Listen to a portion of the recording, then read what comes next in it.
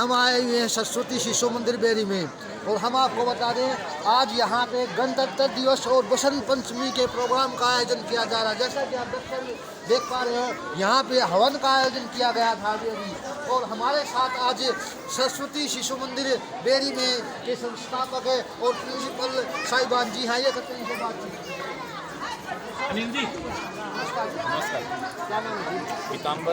पीताम्बर जी आज यहाँ पे क्या प्रोग्राम किया जा रहा है? ऐसा है अपना राष्ट्रीय पर्व है गणतंत्र दिवस है 74वां हम गणतंत्र दिवस मना रहे हैं। उसके साथ साथ दूसरा त्यौहार भी हमारा प्राचीन है बसंत पंचमी का त्यौहार है। आज सरस्वती माँ जो सफ़ेद वस्त्रों को उतार कर पीला वस्त्र धारण करती हैं आज के दिन और उल्लास यानी पीले वस्त्र का मतलब है उल्लास भरने का, इस पूरी सृष्टि के अंदर उल्लास भरने का कार्य करती हैं। और हमारी प्राचीन पद्धति रही है कि आज ही के दिन पहले गुरुकुलों के अंदर एडमिशन करवाया जाता था बच्चे का, जो पहला जो आज कलम पकड़ाने का जो काम था वो काम भी होता था।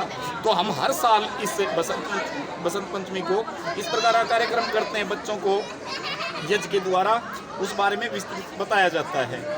और दूसरा कि पूरे देश के अंदर अमृत महोत्सव 75वां जो हमारे ज्ञात अज्ञात स्वतंत्रता सेनानी हैं उनको नमन करने का, उनको जानने का भी आज का दिन है। तो हमारे यहाँ पे पंडित भगवत दयाल जी की उनकी ये जन्मभूमि है बेरी और यहाँ से वो एमएलए भी बने और हरियाणा के प्रथम मुख्यमंत्री बने। तो आज उनका जन्मदिन भी है, तो उस निमित्त हमने ये कार्यक्रम रखा है। हमारे यहाँ पे बेरी में अनेक स्वतंत्रता सेनानी हुए, लेकिन सामान्यतः नई पीढ़ी को जानकारी नहीं है।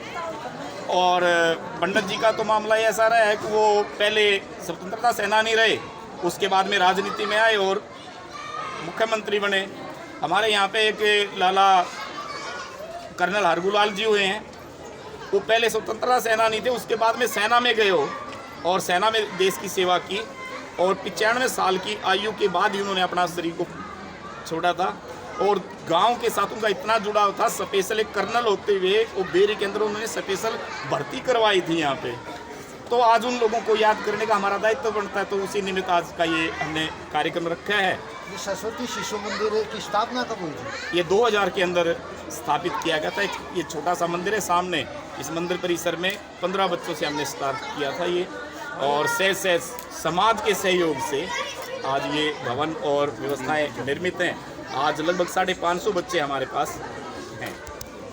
शिशु मंदिर से आपने शुरुआत की थी, अब सीनियर सेकेंडरी स्कूल नहीं, हम 10वीं तक के हमारे पास विद्यार्थी हैं। अभी उस प्रकार की व्यवस्थाएं नहीं है कि हम जो +1 +2 तक क्यों करें। हाँ, इस साल में हमारी जो समिति है, हमारी समिति की माननीय उपाध्यक्ष हमारे साथ में खड़ी हैं डॉक्टर साहब, तो मन बनाया है कि हम आगे और बड़ी व्यवस्था करके और इसको +2 तक लेके जाएंगे। इस प्रकार का सारा आगे आने वाले समय में है। बिल्कुल एक छोटे स्तर से शुरुआत हुई थी, आज एक हाई स्कूल बन चुका है, तो यह बहुत बड़ी बात है। हाँ, हर साल हमने तो 10 साल तक तो केवल एक ही क्लास बढ़ाई, 25 बच्चों का ही एडमिशन किया हमने 10 साल तक, तो क्योंकि हमारे पास व्यवस्था नहीं थी, कमरे नहीं थे। तो जैसे जैसे व्यवस्था बनी उस प्रकार से ही हम आगे बढ़े हैं। 10 साल तक तो केवल 25 बच्चे हर साल हमने एडमिशन किया, इस प्रकार से आगे बढ़े हैं।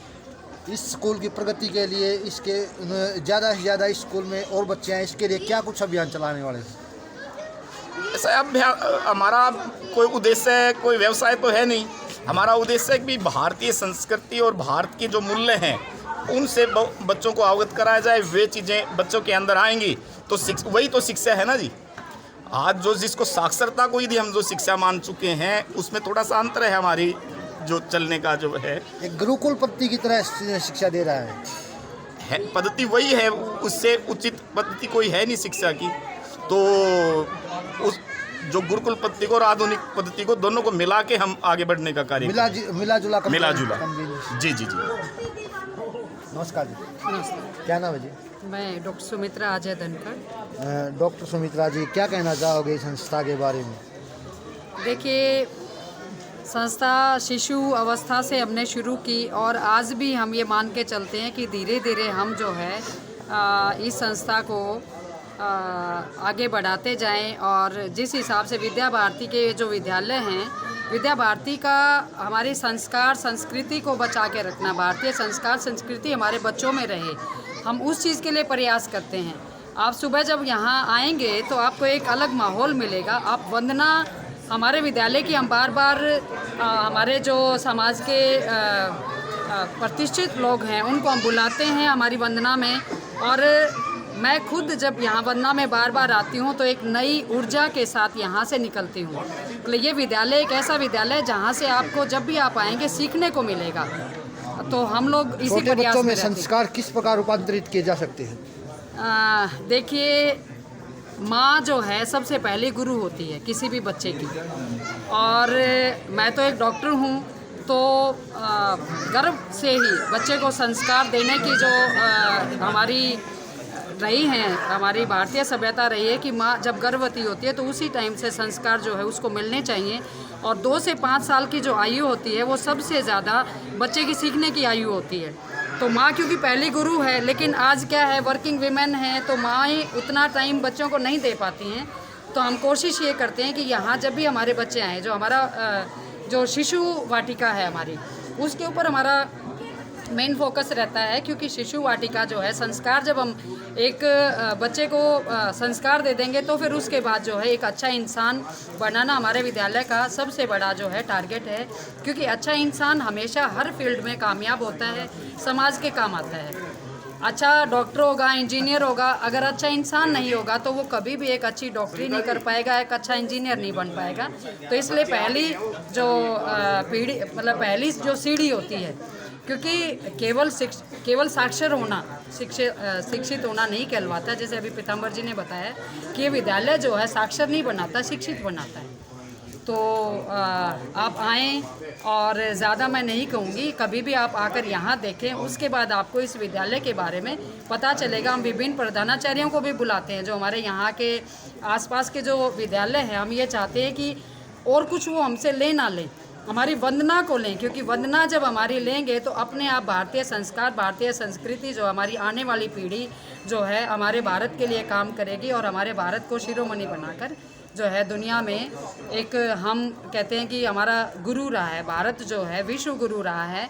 लेकिन बीच में जो परिस्थितियाँ हमारे देश ने सहन की, उनकी वजह से जो ह्रास हुआ हमारी संस्कृति का, हमारे संस्कारों का, वो हम दोबारा से हमारे भारत को विश्व गुरु बना सकें। इसके लिए जो है हमारे मैं कहूँगी कि हमारे भारत के जो प्रधानमंत्री जी भी लगे हुए हैं, और हमारा जो RSS है, जिसको हम अपनी रीढ़ मानते हैं, भारतीय संस्कृति और संस्कार। अगर हम RSS के जो लोग हैं तो वो इस बारे में आप लगे स्वयं भी RSS की सदस्य रही है। देखिए, मैं राष्ट्रीय सेविका समिति में हूँ और मैं कार्य करती रहती हूँ। राष्ट्रीय सेविका समिति अगर हम RSS के क्या नियम हैं? RSS के जो नियम हैं, RSS का नियम नहीं है। RSS भी, जैसे हम ये कहते हैं कि भारतीय जो हिंदू हम कहते हैं अपने आप को, हिंदू कोई धर्म नहीं है। हिंदू एक जीवन जीने की पद्धति है। ऐसा सुप्रीम कोर्ट ने भी कहा है कि हिंदू धर्म नहीं, हिंदू जीवन पद्धति है। तो RSS हमें वही जीवन पद्धति की साइड लेके जाने वाला हमारा एक जो है संकल्प है। ठीक है, RSS कोई ऐसी चीज़ नहीं है कि जिसको 2 शब्दों में डिफाइन किया जाए। RSS वो हर काम करता है जो हमारे भारत माता के उत्थान के लिए जो ज़रूरी है, वो हर कार्य RSS में होता है। गणतंत्र दिवस की बहुत बहुत शुभकामनाएं। जी, आपको भी बहुत बहुत शुभकामनाएं। नमस्कार। मंजू जी हैं। नमस्कार मंजू जी। हाँ जी, नमस्कार। क्या गणतंत्र दिवस की सबसे पहले बहुत बहुत शुभकामनाएं, और बसंत पंचमी की हमारी टीम की ओर से आपको भी बहुत बहुत शुभकामनाएं। तो मंजू जी, इस स्कूल के बारे में, इस स्कूल की प्रगति के बारे में क्या कुछ कहना चाहोगे? ये स्कूल को अगर हम बच्चों को अगर पौधा मान लें, तो जब एक बच्चे की जो शुरू में देखरेख होती है और जो खाद पानी होता है, बाद में चाहे पानी कम भी दो, खाद ना भी दो, तो भी फलता फूलता है। तो ये स्कूल एक ऐसी संस्था है जो बच्चे को सही खाद पानी देती है। जो और स्कूलों से इसमें विभिन्नता यही है कि जो संस्कार हमें डालने चाहिए, उसमें ये स्कूल आगे है, अग्रणीय है। बहुत सारी तरह की प्रार्थनाएं हैं, भोजन मंत्र भी है। यहाँ पे जब भोजन कराया जाता है तो सारे बच्चों को साथ बैठा के भोजन कराया जाता है, मंत्र बुलाया जाता है। और स्कूलों में क्या होता है कि घंटी बजा दी, रिसेस हो गई, बच्चे अपनी अपनी जगह पे खेल रहे, खा रहे हैं, कुछ नहीं है। हर चीज़ का नियम है, हर चीज़ की संस्कृति है। नमस्ते जी। सबसे पहले गणतंत्र दिवस और बसंत पंचमी की आपको और आपके स्टाफ को और सभी विद्यार्थियों को बहुत बहुत शुभकामनाएं। शुभकामनाएं जी सभी को, पूरे समाज को, पूरे राष्ट्र को। तो अनिल जी, शिशु मंदिर की स्थापना हुई थी, तब से अब तक स्कूल में क्या कुछ प्रोसेस हो चुकी है और आने वाले समय में क्या कुछ ज़्यादा से ज़्यादा सुविधाएं बच्चों को देने की संभावनाएं दिखाई दे रही स्कूल से? जब सरस्वती शिशु मंदिर की शुरुआत की तो मंदिर परिसर से हुई थी, कोई परिसर नहीं था। धीरे धीरे करके यहाँ पर जो परिसर है, समाज के सहयोग के द्वारा, अन्य व्यक्तियों के द्वारा ये परिसर की जो व्यवस्था है आज बहुत अच्छी व्यवस्था है। शायद ही किसी ऐसी संस्था में इस प्रकार की व्यवस्था, क्योंकि इस प्रकार का यहाँ पर विशाल कक्ष जहाँ पर 600 विद्यार्थी बैठकर एक साथ वंदना कर सकते हैं, इस प्रकार की व्यवस्था है। टेक्नोलॉजी की भी शिक्षा, क्योंकि आधुनिक शिक्षा जो प्राचीन शिक्षा के साथ साथ आधुनिक शिक्षा पर भी बल है। यहाँ पर प्रोजेक्टर के माध्यम से अनेक प्रकार की शिक्षा, बच्चे का सर्वांगीण विकास हो और बच्चा जब विद्यालय से निकले तो कुछ करने लायक हो, इस प्रकार की शिक्षा प्रदान करती है विद्या भारती के विद्यालय। बहुत बहुत धन्यवाद।